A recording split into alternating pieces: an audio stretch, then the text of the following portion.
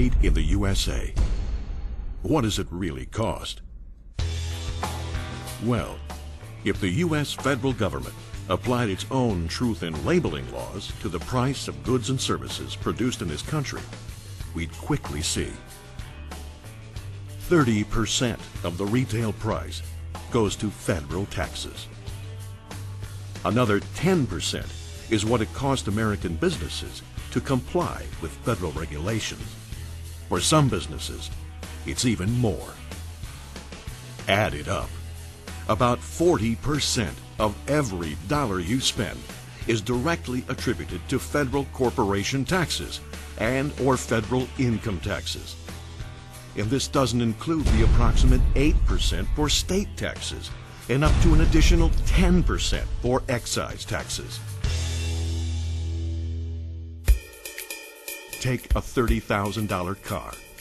Subtract the federal taxes and regulatory costs, and that same car would cost you $18,000. A $75 sweater. Eliminate the federal taxes and regulatory costs, and the sweater would cost $45.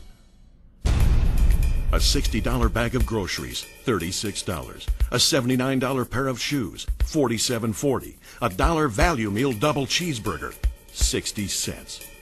Seem more affordable? Now take a $400,000 new home. Eliminate the federal government share, and that same home would cost you $240,000. Eliminate federal taxes, and you'd have more money in your pocket. Eliminate federal taxes, and you'd have more money to take a vacation. Eliminate federal taxes, and you'd have more money to pay off loans. Eliminate federal taxes, and you'd have more money to save for retirement. Now let's look at what they take from your paycheck. Eliminate the federal income taxes, Social Security, and Medicare deductions, and a $52,000 wage earner's net pay would jump from $1,500 to $1,986.50. Add it up.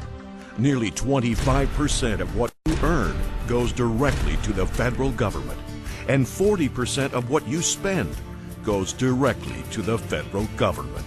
That's 65% in hidden costs. What do you get in return? Let's take Social Security. Depending on your income, you may pay into the system $300 to $500 per month.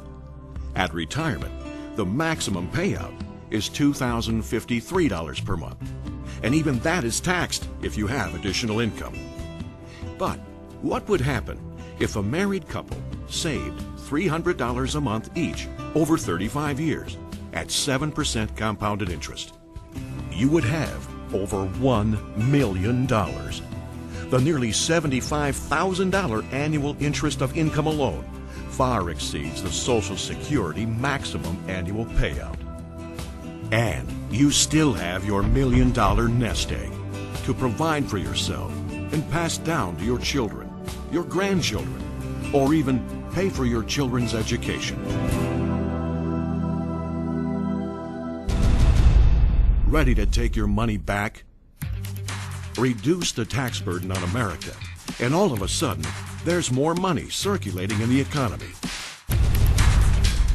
Take your money back, and all of a sudden, our products and services are more competitively priced at home and abroad.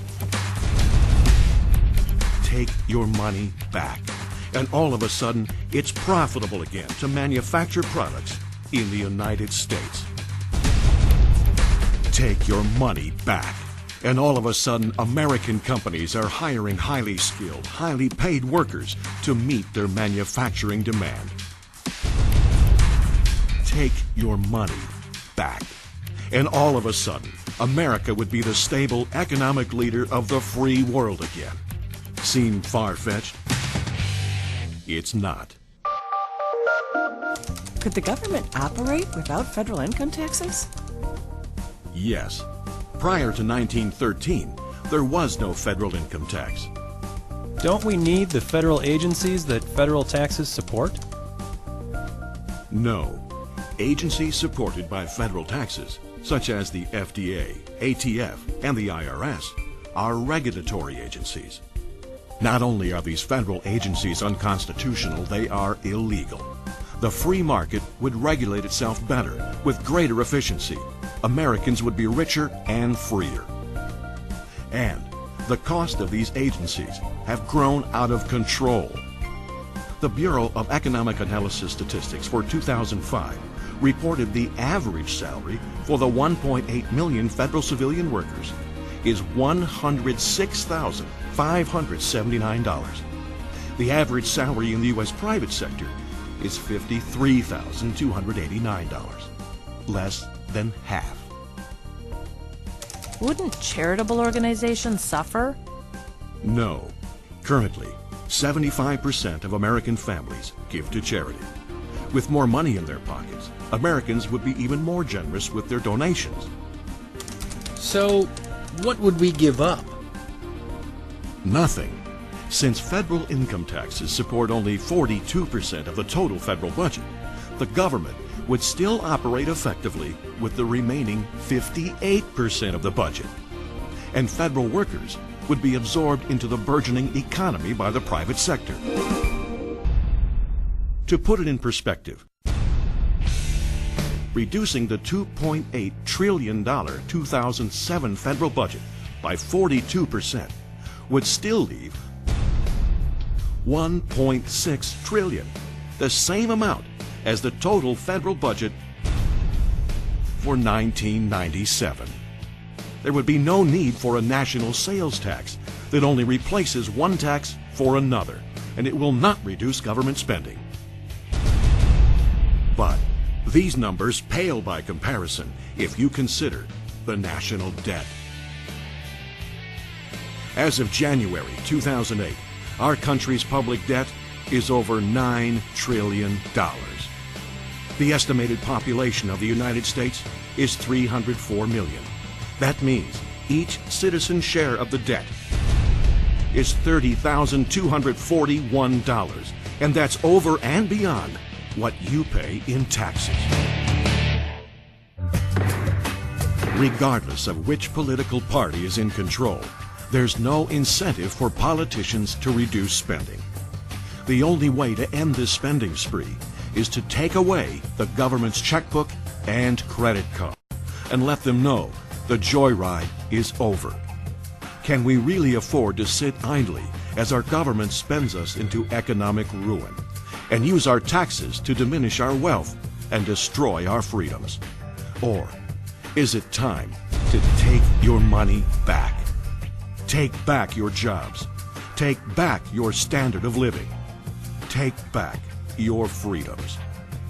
Want to learn more? Go to takeyourmoneyback.com and download and sign the abolishment form. Don't ask your local and national elected officials to bring federal spending under control immediately. Stop the federal government's spending spree and demand they abolish federal income taxes. No more new programs. No more new agencies. No more new spending.